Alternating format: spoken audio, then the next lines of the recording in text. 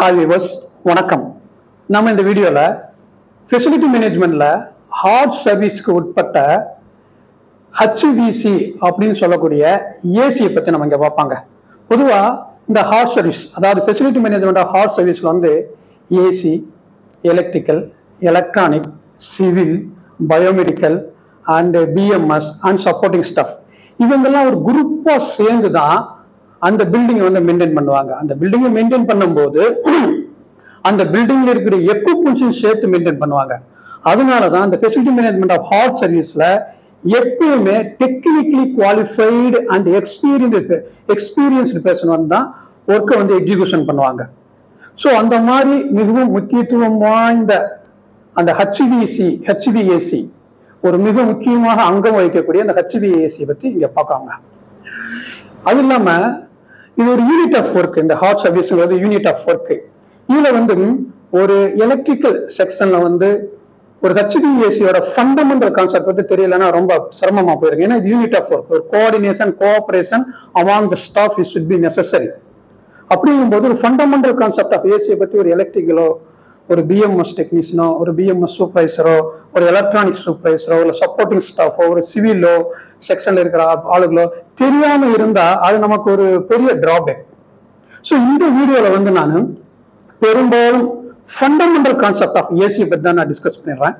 ரொம்ப இன்டெப்தான இருக்காது, ஒரு ஃபண்டமெண்டல் அவுட்லைனை பற்றி நான் டிஸ்கஸ் பண்றேன். அதுவும் இல்லாமல் இந்த வீடியோ யாருக்கெல்லாம் உபயோகமா இருக்கும்னா, யாரெல்லாம் ஏசியை பத்தி தெரியாம இருக்காங்க, ஃபண்டமெண்டல் கான்செப்ட் ஆஃப் ஏசியை பத்தி தெரியாம இருக்காங்களோ அவங்களாம் இந்த வீடியோ பார்த்தா ஓரளவு ஒரு ஃபண்டமெண்டல் கான்செப்ட் வந்து அவங்களுக்கு எவ்வளவு புரியும். ஒரு ஃபெசிலிட்டி மேனேஜ்மெண்ட் ஹார்ட் சர்வீஸ்ல ரொம்ப ஈஸியா புரியும். அது இல்லாம சாஃப்ட் சர்வீஸ் இருக்கிறவங்களுக்கு சுத்தமா அந்த ஏசினா, ஏன்னா ஏசினா தெரியும், ஸ்பிளிட் ஏசி, விண்டோ ஏசினா தெரியும், பட் எப்படி ஒர்க் ஆகுதுன்னு அவங்களுக்கு தெரியாது. இப்போ அந்த மாதிரி உள்ளவங்க எல்லாம் இதை வந்து பார்த்து ஓரளவு தெரிஞ்சு வச்சுக்கிட்டா அவங்களுடைய ஃபீல்டுக்கு வந்து ரொம்ப யூஸ்ஃபுல்லா இருக்கும். வாங்க நம்ம இப்ப ஹெச்விஏசி பத்தி பார்ப்போம். இப்போ ஹெச்விஏசி என்ன, ஹெச்விஏசி என்னன்னா ஹீட்டிங், வெண்டிலேஷன், ஏர் கண்டிஷன் சொல்லுவாங்க. இப்ப ஒரு உதாரணம் சொல்றாங்களே, ஒரு ரூம் இருக்கு, நீங்க வெளியே இருந்து ரூமுக்குள்ள வர்றீங்க. ரூமுக்குள்ள வரும்போது என்ன உங்க உடம்பு நீங்க என்ன ஃபீல் பண்றீங்க? ஐயோ ரொம்ப என்னடா ரொம்ப ஹீட்டா இருக்கு ரூம், கொஞ்சம் ஹீட்டை வந்து கம்மி பண்ணணும்னு நீங்க நினைப்பீங்க. அப்ப என்ன பண்ணுவீங்க? நீங்க ஒன்னு தெர்மோஸ்டேட்டையோ இல்ல ரிமோட் கண்ட்ரோலையோ அட்ஜஸ்ட் பண்ணி ரூமுக்குள்ள இருக்கிற ஏசியோட டெம்பரேச்சரை வந்து கம்மி பண்ணுவீங்க. அப்ப ரூமுக்குள்ள இருக்கிற டெம்பரேச்சர் கம்மி ஆகும்போது உங்களுடைய உடம்புடைய நீங்க எப்படி விரும்புறீங்களோ அந்த டெம்பரேச்சருக்கு நீங்க செட் ஆயிரும், நம்ம உடம்பு வந்து செட் ஆயிரும். அப்ப அந்த ரூம்ல என்ன ஆகுதுன்னா, நீங்க டெம்பரேச்சர் வந்து கம்மி பண்ணும் போது அந்த ரூம்ல இருக்கிற ஹீட், HEAT ஹீட் வந்து அந்த ரூமை விட்டு வெளியே போயிடுது. அப்ப ரூம்ல அந்த ஹீட் வந்து வெளியே போகும்போது அந்த ரூம்ல ஆட்டோமேட்டிக்கா கூல் ஆயிடுது, குளிர்ச்சடைய ஆரம்பிச்சிருது. இதுதான் பேசிக் கான்செப்ட் ஆஃப் ஏசி. இப்ப ஹீட்னா என்ன, டெம்பரேச்சர் என்னன்னு உங்களுக்கு தெரியணும். இப்ப ஹீட்னா என்ன, ஃப்ளோ ஆஃப் தெர்மல் எனர்ஜி. நல்லா பாத்துங்க, ஹீட்னா என்னன்னா ஃப்ளோ ஆஃப் தெர்மல் எனர்ஜி. இது ஒரு பொருள்ல இருந்து இன்னொரு பொருள்ல மாறக்கூடியது, ஜம்ப் ஆகிட்டே இருக்கும், டிரான்ஸ்ஃபர் ஆகிட்டே இருக்கும். ஆனா டெம்பரேச்சர் வந்து ஒரு பொருளுடைய சொத்து, இட் இஸ் எ ப்ராப்பர்ட்டி, ஒரு பொருளுடைய சொத்து. அதனாலதான் இது வந்து ஃபாரன் ஹீட்டு, சென்டிகிரேடு, கெல்வின் அப்படின்னு சொல்லுவாங்க. இது வந்து measurement of average of kinetic energy. Kinetic energy என்ன, ஒரு இடத்துல இருந்து இன்னொரு இடத்துக்கு டிரான்ஸ்ஃபர் ஆகுறது, இங்க இருந்து அங்க போகும். கைனெட்டிக் எனர்ஜி வந்து எதை பேஸ் பண்ணிருக்குன்னா, ஒரு பொருளினுடைய ஸ்பீட் அண்ட் மாஸை பொறுத்து இருக்கும். ஒரு பொருளினுடைய ஸ்பீட் அண்ட் மாஸை பொறுத்து தான் இந்த கைனெட்டிக் எனர்ஜி இருக்கும். அது இல்லாம இந்த ஹீட் எனர்ஜி வந்து எப்பவுமே வார்ம் பிளேஸ்ல இருந்து கோல்டு பிளேஸுக்கு தான் வரும், கோல்டு பிளேஸ்ல இருந்து வார்ம் பிளேஸுக்கு போகாது. இதுக்கு மிகப்பெரிய உதாரணம் நம்ம சொல்லணும்னா சன் வந்து ரொம்ப வார்மா இருக்கிற கூடியது. பூமி சன்னை கம்பேர் பண்ணும்போது பூமி வந்து வார்மா இருக்கும். அதனாலதான் சன்னுடைய ஹீட் வந்து நம்ம பூமியை வந்து ரீச் ஆகுது. இப்ப நீங்க ஏசி வாங்க போகும்போது சொல்லுவாங்க 2 டன் ஏசி, 3 டன் ஏசி வேணும், 1.5 டன் அப்படின்னு சொல்லுவாங்க. அது வந்து ஷார்ட் என்ன சொல்லுவாங்க, TRன்னு சொல்லுவாங்க. இப்ப TRனா என்ன, 0 டிகிரி சென்டிகிரேட்ல 1 ton of water 1 ton of ஐஸா ஃபார்ம் ஆகும்போது எவ்வளவு டெம்பரேச்சரை ரிஜெக்ட் பண்ணுதோ அதுதான் கெப்பாசிட்டி ஆஃப் ஏசி. அதுதான் டிஆர், டன், டிஆர்னு சொல்லுவாங்க. இதெல்லாம் ஃபண்டமெண்டல் கான்செப்டுங்க. இப்ப வந்து நம்ம ஏசி வந்து எப்படி ஒர்க் ஆகுதுன்னு பார்ப்போம். ஃபண்டமெண்டல்ல ஃபண்டமெண்டல் கான்செப்ட்ல ஏசி வந்து எப்படி ஒர்க் ஆகும் பார்ப்போம். ஏசியில வந்து பாத்தீங்கன்னா இன்டோர் அவுட்டோர்னு ரெண்டு கம்பார்ட்மெண்ட் இருக்குங்க. இந்த இன்டோர்ல வந்து எவாப்ரேட்டர் காயில், அதுக்கப்புறம் ஃபேன் இருக்கும். இந்த இன்டோர்ல வந்து வேற என்னென்ன இருக்கும், ஒரு டேப் இருக்கும், டாப் லெவல் டேப், அப்படி லோ லெவல் டேப்னு ஒன்று இருக்கும். அதுக்கப்புறம் எக்ஸ்பான்ஷன் வால்வ் இருக்கும். இந்த இன்டோர்ல வந்து ஃபெரான் அப்படிங்கிறது ரெஃப்ரிஜரண்ட், ஒரு கோல்டு கண்டிஷன்ல வந்து அந்த எவாப்ரேட்டர் காயில வந்து இருக்கும். இந்த ஃபேன் இருக்கு பாத்தீங்களா, இன்டோர்ல இருக்கிற ஃபேன், அதாவது இந்த ஃபேன் வந்து அட்மாஸ்பியரில் இருக்கக்கூடிய ஹீட்டை வந்து அப்சர்வ் பண்ணி உள்ள இழுக்கும்.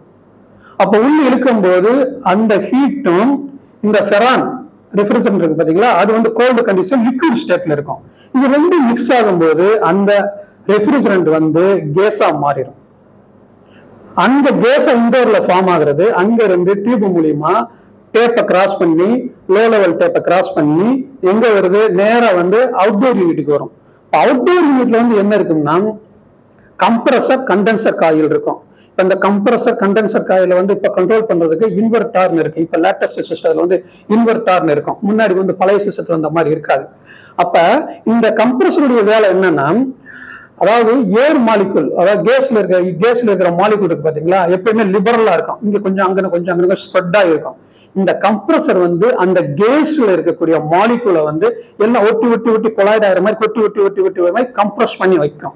அப்ப இப்படி பண்ணும்போது என்ன ஆகுனா, அந்த கம்ப்ரஸருடைய பியூட்டி என்னன்னா, குறைந்த இடத்தில் நிறைந்த கேஸை வந்து ஆக்குப்பை பண்ணி வைக்கிறதுக்கு இந்த கம்ப்ரஸர் வந்து ரொம்ப உதவும். அதோட ஃபங்க்ஷன் அதுதான். அப்ப இந்த கேஸ் வந்து கம்ப்ரஸர்ல வந்து ரீச் ஆகுது. கம்ப்ரஸர்ல கேஸ் ஆயிட்டு கண்டென்சர் காயிலுக்கு போகுது. கண்டென்சர் காயில்ல அங்க ஒரு ஃபேன் இருக்கும் அவுட்டோர்ல, அது வந்து அட்மாஸ்பியர்ல இருக்கிற ஹீட்டை வந்து அப்சர்வ் பண்ணும். அப்ப இந்த ரெஃப்ரிஜரண்ட் வந்து இங்க வந்து கேஸ் ஸ்டேஜ்ல ரீச் ஆகும்போது கூலிங் கண்டிஷன்ல இருக்கும். அப்ப கூலிங் கண்டிஷன்ல இருக்கும்போது இந்த காத்துல இருந்து இருக்கக்கூடிய ஹீட்டையும் இந்த ரெஃப்ரிஜரண்ட் மிக்ஸ் ஆகும்போது அங்க வந்து என்னன்னா லிக்யூடா மாறி போயிடும். கேஸ் வந்து லிக்யூடா மாறிடும், மறுபடியும் லிக்யூட் ஆயிரும். அதனாலதான் என்ன சொல்லுவாங்கன்னா, இந்த ஏசி சிஸ்டத்தையே வந்து க்ளோஸ்டு சைக்கிள் சிஸ்டம்னு சொல்லுவாங்க. ஏன்னா எங்க ஆரம்பிக்குதோ அதே இடத்துல போய் முடியும். இப்ப நம்ம இன்டோரை பார்த்துட்டோம். இப்போ அவுட்டோர்ல என்ன நடந்துச்சு, கேஸா ஃபார்ம் ஆகி கேஸ்ல இருந்து இங்க வந்து இங்க என்ன ஸ்டேஜ் லிக்விட்ல இருந்துச்சு, இன்டோர்ல லிக்விட்ல இருந்து கேஸா மாறி மறுபடியும் இங்க வந்து லிக்விட் ஆயிரும், கோல்டு கண்டிஷன் லிக்விடா மாறிடும். அப்ப இந்த கம்ப்ரஸர்ல வந்து என்னன்னா எப்பவுமே இந்த வாட்டர் மாலிகுல்லாம் ரொம்ப இருக்கும். வாட்டர் மாலிகுல் அங்க வந்து ஸ்டோர் ஆக என்னன்னா அந்த கண்டென்சர் காயில் வந்து வேகமா கெட்டு போகும், ஏசி கெட்டு போகும். அதனால என்ன பண்ணுவாங்கன்னா அப்சர்வர், அதாவது ட்ரையர் அப்சர்வர்னு ஒன்று இருக்கும் அவுட்டோர்ல. இதுல வந்து ஒரு சிலிக்கா ஜெல் இருக்கு. இந்த சிலிக்கா ஜெல்லுடைய பியூட்டி என்னன்னா, இந்த கண்டென்சர்ல இருக்கிற வாட்டர் மாலிகுல் எல்லாம் அப்சர்வ் பண்ணி இந்த கண்டென்சர் காயிலுக்கு வந்து ஒரு உயிரோட்டம் கொடுக்கும். அங்க இருக்கிற டாப் லெவல், அங்க இருக்கிற ஒரு அவுட்லெட் இருக்கும், அதாவது இந்த அப்சர்வருக்கு மேல ஒரு டேப் இருக்கு. இந்த டேப் மூலியமா இன்டோர்ல இருக்கிற எக்ஸ்பான்ஷன் வால்வுக்கு இந்த லிக்விட் போய் சேரும். அந்த எக்ஸ்பான்ஷன் வால்வோட டியூட்டி என்னன்னா, நமக்கு எவ்வளவு கூலிங் தேவைப்படுதோ அதுக்கேற்று அந்த வால்வு ஓப்பன் ஆகும், க்ளோஸ் ஆகும். அதை நம்ம ஆப்ரேட் பண்ணலாம். க்ளோஸ் ஆகும், ஓப்பன் ஆகும், அந்த மாதிரி இருக்கும். இந்த எக்ஸ்பான்ஷன் வால்வுக்கு மேலதான் என்னன்னா கேப்பபிலிட்டி டியூப் இருக்கும். இதுதாங்க ஃபண்டமெண்டல் பிரின்சிபல்ஸ் ஆஃப் ஏசி. அதாவது என்னன்னா பேசிக் பிரின்சிபல் இது. இப்ப டைப்ஸ் ஆஃப் ஏசி நம்ம பார்ப்போம். இப்ப டைப்ஸ் ஆஃப் ஏசின்னு பார்க்கும்போது ஃபர்ஸ்ட் வந்து நேச்சுரல் எவாப்ரேட்டர்னு சொல்லுவாங்க. நேச்சுரல் எவாப்ரேட்டருக்கு நம்ம பெஸ்ட் எக்ஸாம்பிள் பார்த்தோம்னா நம்ம டெசர்ட் கூலர் சொல்லலாம், அல்ல வாட்டர் கூலர்னு சொல்லலாம். நீங்க இந்த ஃபங்க்ஷன்லாம் போனீங்கன்னா வாட்டர் கூலர் தான் முன்னே ரிசப்ஷன்ல வச்சிருப்பாங்க. இந்த கல்யாணம் மஹால்லாம் போனீங்கன்னா, மேரேஜ் அட்டெண்ட் பண்ணீங்கன்னா வாட்டர் கூலர் தான் முன்னாடி வச்சிருப்பாங்க. இதுல வந்து ஒரு கெப்பாசிட்டரோ கம்ப்ரஸரோ எதுவுமே இருக்காது. டைரக்டா வாட்டர் இருக்கும். வாட்டர் வந்து லிக்விட் ஆகி லிக்விட் வந்து கேஸா லிக்விடா கேஸா மாறும். டைரக்டா அப்படியே டிரான்ஸ்ஃபர் ஆக அந்த மாதிரி இருக்கும். பெரும்பாலும் இந்த மாதிரி ரிசப்ஷன், கல்யாண மஹால் முன்னாடி எல்லாம் அந்த மாதிரி வச்சிருப்பாங்க. இதுக்கப்புறம் vapour absorption and vapour absorption and vapour compression அப்படி இருக்கும். இப்போ வேப்பர் அப்சர்ப்ஷன்ங்கிறது ரொம்ப ஓல்டு சிஸ்டம், ஓல்டு பழைய மாடல், இப்பெல்லாம் நடைமுறையில வந்து கிடையாது. அதோட பியூட்டி என்னன்னா, அது எப்படி வந்து இன்வென்ட் பண்ணாங்கன்னா, பழைய காலத்துல வாயேஜ் பண்ணுவாங்க பாத்தீங்களா, அந்த மாதிரி ஷிப்ல போகும்போது அந்த ஷிப்ல additional temperature and additional vapour உருவாகும் பாத்தீங்களா, அதை வச்சுதான் இந்த ஏசி வந்து இந்த வேப்பர் அப்சார்ப்ஷன் வந்து கண்டுபிடிச்சாங்க. பட் அது நடைமுறையில எக்ஸிஸ்டா இல்லை. ஆனா இப்போ எக்ஸிஸ்டா என்ன இருக்குன்னா வேப்பர் கம்ப்ரஷன் தான் இருக்கு. வேப்பர் அப்சர்ப்ஷன் இப்ப கிடையாது, வேப்பர் கம்ப்ரஷன் தான் இருக்கு. இந்த வேப்பர் கம்ப்ரஷனுக்கு பெஸ்ட் எக்ஸாம்பிள் நம்ம சொல்லணும்னா இந்த ஸ்பிளிட் ஏசி, விண்டோ ஏசின்னு சொல்லுவாங்க. அது இதுல என்னென்ன இருக்குன்னா நம்ம ஏற்கனவே சொன்னா பாத்தீங்கன்னா இந்த எவாபரேட்டர், கம்ப்ரஸர் காயில், இந்த சிஸ்டம் தான், இந்த ஒர்க்கிங் சிஸ்டம் தான் இந்த வேப்பர் கம்ப்ரஷன்ல வந்து இருக்கு. இந்த வேப்பர் கம்ப்ரஷன்ல இது வந்து காமன் சிஸ்டம் ஆஃப் ஏசி. இந்த ஏசியில வந்து இன்னும் அடிஷனல் சிஸ்டமா நம்ம போய் பார்க்கணும்னா direct cooling and indirect cooling இருக்கும். இந்த டைரக்ட் கூலிங் என்ன சொல்லுவாங்க, டிஎக்ஸ் சொல்லுவாங்க. நீங்க பரவாயில்ல ஏசி டெக்னீஷியன் பேசும்போது என்ன சொல்லுவாங்கன்னா டிஎக்ஸ் டிஎஸ் செய்யணும் ஒண்ணுமே இல்லைங்க. இந்த நம்ம விண்டோ ஏசி இருக்கு பாத்தீங்களா, விண்டோ ஏசி ஸ்பிளிட் ஏசி தான் டிஎக்ஸ் சிஸ்டம். இதோட ஒர்க்கிங் ஃபங்க்ஷன் தான் நான் ஏற்கனவே இந்த வீடியோவோட ஆரம்பத்தில் சொன்ன எவாபரேட்டர் காயில்ல வந்து க்ளோஸ்டு சர்க்கிள் சிஸ்டம் சொல்றது, அதான் ஒர்க்கிங் ஃபங்க்ஷன். ஆனால் டைரக்ட் கூலிங் சிஸ்டத்துக்கு மிகப்பெரிய உதாரணம் என்ன சொல்லணும்னா நம்ம கூலரை சொல்லலாம், சில்லரை சொல்லலாம். சில்லர்னு என்னன்னா நம்ம எந்த பில்டிங்ல வந்து நம்ம எந்த ரூம்ல வந்து நமக்கு கூலிங் தேவைப்படுதோ அந்த இடத்துல வந்து அந்த சில்லர் இருக்காது. அது வந்து வேற எங்கேயோ தூரத்துல, அந்த பில்டிங்ல இருந்து சம்பந்தமே இல்லாம தூரத்துல இருக்கும். தூரத்துல இருந்து நமக்கு வந்து கூலிங் வந்து இங்க வரும். அதனாலதான் இது வந்து direct cooling, indirect cooling system சொல்லுவாங்க. இந்த சில்லர்ல வந்து முக்கியமான பார்ட்ஸ் நம்ம சொன்னோம்னா ஏர் ஹேண்டிலிங் யூனிட், இல்லைன்னா ஃபேன் காயில் யூனிட்னு சொல்லுவாங்க. இதுக்கப்புறம் விஎஃப்டின்னு சொல்லுவாங்க. இந்த மூணுமே, அதுக்கப்புறம் விஏவின்னு இருக்கு. இந்த 4 எக்யூப்மெண்ட் பார்த்தீங்கன்னா இது 4மே எக்யூப்மெண்ட்ஸ், சிஸ்டம் கிடையாது, செப்பரேட் ஏசி சிஸ்டம் கிடையாது. இது எக்யூப்மெண்ட்ஸ் ஆஃப் சென்ட்ரலைஸ்டு ஏசி. இந்த ஏர் ஹேண்டிலிங் யூனிட் என்னன்னா ஏர் ஃப்ளோ வந்து ரெகுலரைஸ் பண்ணும். கரெக்டா இங்க இருந்து அங்க போய் இது போய் ஓவர் ஃப்ளோ ஆகாம கரெக்டா ஏர் ஃப்ளோவை ரெகுலரைஸ் பண்றது ஏர் ஹேண்டிலிங் யூனிட். அதே மாதிரி இந்த ஃபேன் காயிலுக்கு ஏர் ஹேண்டிலுக்கு என்ன வித்தியாசம்னா இந்த ஃபேன் காயில் வந்து காத்தை வந்து அதுக்குள்ளேயே சப்ளை பண்ணிக்கும், உள்ளுக்குள்ளேயே சப்ளை பண்ணிக்கும். ஆனா ஏர் ஹேண்டிலிங் யூனிட் வந்து காத்தை வந்து அட்மாஸ்பியர் வெளியிருந்து நமக்கு எடுக்கக்கூடிய கெப்பாசிட்டி உள்ளது. இந்த ஃபேன் காயில் யூனிட்ல வந்து என்னென்ன இருக்குன்னா கண்டென்சர் காயில் இருக்கும், அது இல்லாம மேல வந்து எவாபரேட்டர் காயில் இருக்கு, 2 மட்டும் தான் இருக்கும். பட் வந்து ஏஹெச்ல கண்டென்சர், எவாபரேட்டர் எல்லாமே ஒரு காம்பேக்ட் பேக்கடா இருக்கும். நீங்க இந்த ஃபேன் காயில் யூனிட் பாத்தீங்கன்னா பெரும்பாலும் சில ரிசப்ஷன், சில ஆபீஸ் எல்லாம் பாத்தீங்கன்னா ஆபீஸ் ரூம்ல பாத்தீங்கன்னா இந்த ஃபேன் காயில் வந்து யூஸ் பண்ணுவாங்க, ஃபேன் காயில் சிஸ்டம் வந்து யூஸ் பண்ணுவாங்க. இது வந்து கூலிங் கொடுக்கக்கூடியது. நம்ம இப்ப விஏவை பத்தி பார்ப்போங்க. விஏன்னு என்ன, இது ஒரு பார்ட் தான், சென்ட்ரலைஸ்டு ஏசி சிஸ்டத்துல ஒரு பார்ட் தான், வேரியபிள் ஏர் வால்யூம்னு சொல்லுவாங்க.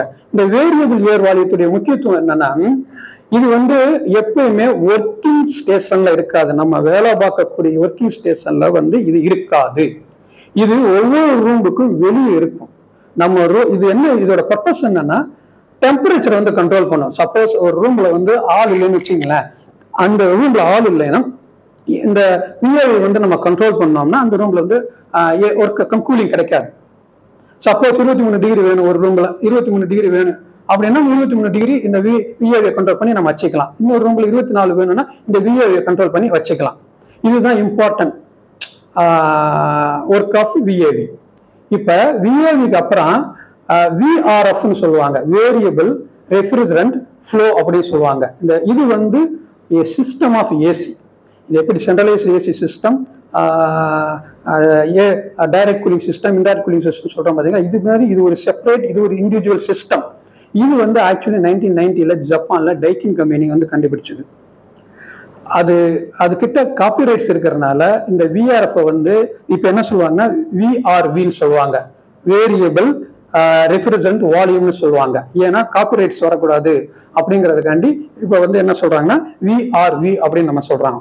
இது என்னன்னா இப்ப லேட்டஸ்டா கமர்ஷியல் பில்டிங்ல ஃபுல்லாவே இதுதாங்க யூஸ் பண்றாங்க.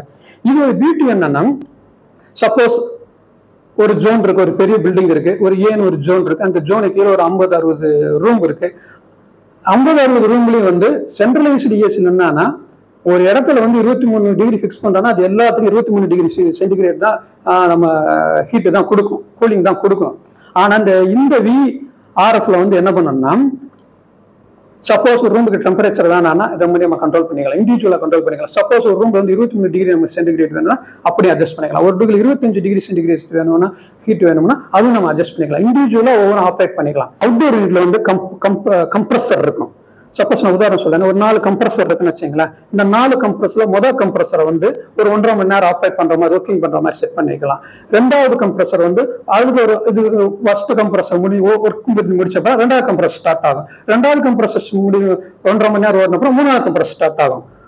அந்த மாதிரி ஒரு சிக்னிபிகன்ஸான கேரக்டர் உள்ளதுதான் இது. இந்த கம்ப்ரஸரோட எவாப்ரேட்டர் வந்து மல்டிபிள் டைப் ஆஃப் எவாப்ரேட்டர், ஏகப்பட்ட ஒரு 10, 20, 30, 40 அப்படின்னு மல்டிபிள் டைப் ஆஃப் எவாப்ரேட்டரை வந்து இண்டோர்ல வந்து ஃபிக்ஸ் பண்ணி வச்சிருப்பாங்க. எப்படி இந்த மாதிரி வைக்கிறப்ப என்னன்னா, நான் ஏற்கனவே சொன்ன மாதிரி ஒவ்வொரு ரூம்லையும் ஒவ்வொரு இதுலையும் வந்து இண்டிவிஜுவலா வந்து டெம்பரேச்சர் கூலிங் வந்து நமக்கு கிடைக்கும். மொத்தமா காமனா 22 டிகிரி செல்சியஸ் தான் எல்லாத்துக்கும் கிடைக்கணும் அவசியம் இல்லை. ஒன்று 22, ஒன்று 24, ஒன்று 25 அப்படின்னு வேரியண்டா வித்தியாசமா நம்மளுக்கு கிடைக்கக்கூடிய ஒரு லேட்டஸ்ட் டெக்னாலஜி தான் இந்த விஆர்எஃப்னு சொல்லுவாங்க.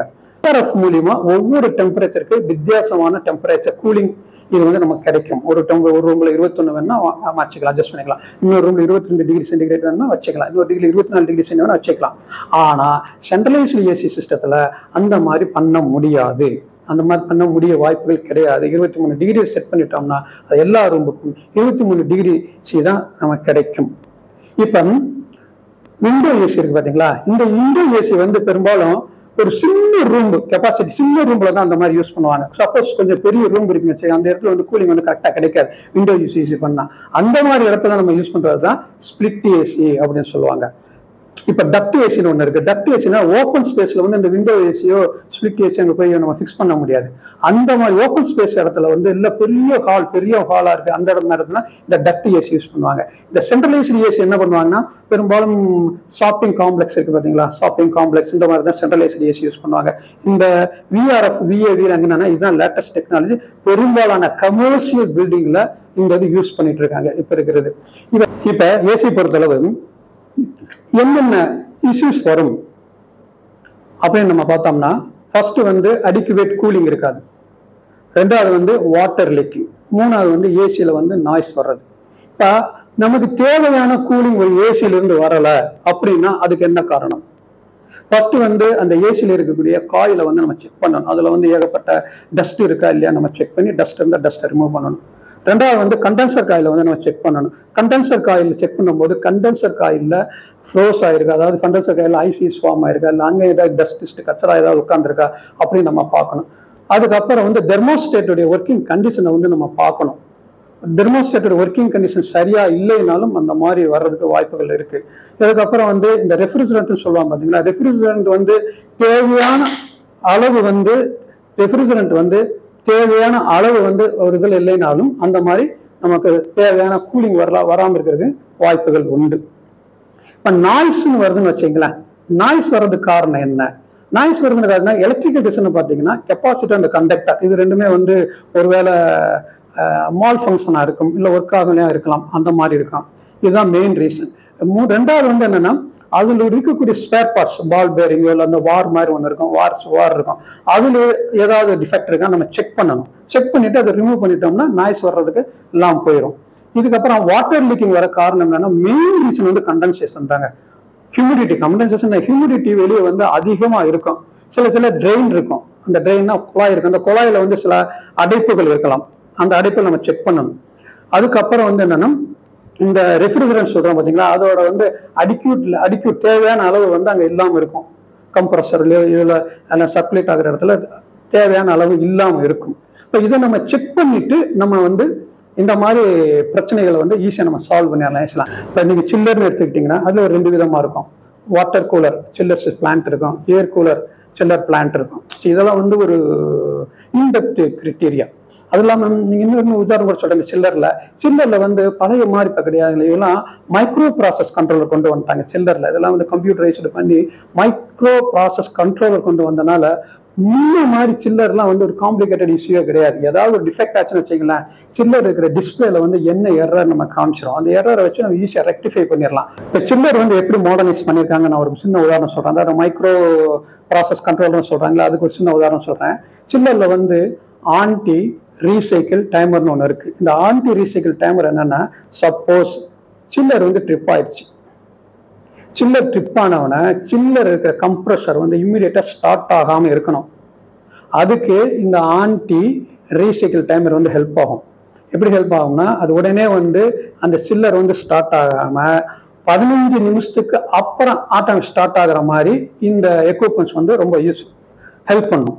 ஸோ அந்த மாதிரி இப்போலாம் சில்லர் வந்து ரொம்ப மாடர்னைஸ் பண்ணிட்டாங்க. அதனால சில்லரை பற்றி உட்காந்து என்னன்னா அதை பற்றி அனலைஸ் பண்ணி கொஞ்சம் தெரிஞ்சுக்கணும், அவ்வளோதான். இப்போ ஃபெசிலிட்டி மேனேஜ்மெண்ட் ஆஃப் ஹார்ஸ் சர்வீஸில் வந்து இந்த ஏசியை பொறுத்தளவு ஃபஸ்ட்டு வந்து இன்வென்டரி வந்து ரொம்ப முக்கியம். ஒரு இடத்துல வந்து நம்ம இன்வென்டரி வந்து பக்காவாக இருக்கணும். எந்தெந்த இடத்துல என்னென்ன ஸ்பிளிட் ஏசி இருக்குது, ஜென்ரல் விண்டோ ஏசி இருக்குது, சில்லருடைய மேக்கிங் என்ன, இது என்ன, ஏம்சில் வர, அந்த மாதிரி ஃபண்டமெண்டல் கான்செப்ட் வந்து இன்வென்டரியில் வந்து நம்ம தெரிஞ்சிருந்தா தான் நல்லாயிருக்கும். அதுவும் இல்லாமல் ஒரு ஒர்க் ஆர்டர் கிரியேட் பண்ணுறோன்னு வச்சுக்கோங்க, பேசிவ் வாய்ஸ்லையும் ஃப்ரேம் பண்ணாதீங்க. ஃபஸ்ட்டு வந்து என்னென்னா எந்த இடம், ரெண்டாவது வந்து என்ன எக்யூப்மெண்ட்ஸ், மூணாவது வந்து அதனால் என்ன சொல்யூஷன், இப்படி தான் நீங்கள் வந்து ஃப்ரேம் பண்ணணும். அது பார்த்தாவே லெஜிபிளாக இருக்குன்னு மேக்ஸிமம் வந்து டெக்னிக்கல் டெர்மினாலஜி வந்து யூஸ் பண்ணுனா நமக்கு வந்து ரொம்ப யூஸ்ஃபுல்லாக இருக்கும். அதாவது அந்த ஒர்க் ஆர்டரை பார்க்கும்போது நமக்கு யூஸ்ஃபுல்லாக இருக்கும். அதே மாதிரி இன்ஸ்பெக்ஷன் ரிப்போர்ட்னாலும் சரி, ஸ்னாக்னாலும் சரி, as far as possible நீங்கள் வந்து டெக்னிக்கல் டெர்மினாலஜி யூஸ் பண்ணி நீங்கள் பண்ணுங்க. அப்படி பண்ணினீங்கன்னா தான் உங்களுடைய எக்ஸ்பீரியன்ஸ் வந்து அங்கே எக்ஸ்போஸ் ஆகும். ஏசினா ஏசியில் வந்து அவங்களுக்கு தெரியும். நான் ஏற்கனவே எல்லாம் ஒரு கம்ப்ரஸர் எவாபரேட்டர் சொல்லி டெக்னிக்கல் டெர்மினாலஜி வந்து யூஸ் பண்ணுங்க. ரெஃப்ரிஜரேட்டர் அந்த மாதிரி இருக்கும், கேஸ் இருக்குது, இந்த மாதிரி டெக்னிக்கல் டெர்மினாலஜி யூஸ் பண்ணுங்க. அப்படி நீங்கள் யூஸ் பண்ணீங்கன்னா தான் அது வந்து உங்களுடைய எக்ஸ்பீரியன்ஸையும் காமிக்கும், உங்களுடைய டேலண்ட்டையும் காமிக்கும், உங்களுக்கு எக்ஸ்போஸும் காப்போம். ஸோ இந்த வீடியோவில் வந்து நான் ஃபண்டமெண்டல் கான்செப்ட் தான் டிஸ்கஸ் பண்ணியிருக்கேன். இன்னும் வரக்கூடிய வீடியோவில் நான் இதை பற்றி ஃபெசிலிட்டி மேனேஜ்மெண்ட் ஹார்ஸ் சர்வீஸை பற்றி மற்ற எலக்ட்ரிக்கல் மெக்கானிக்கல் இதை பற்றி நம்ம டிஸ்கஸ் பண்ணுவோம்.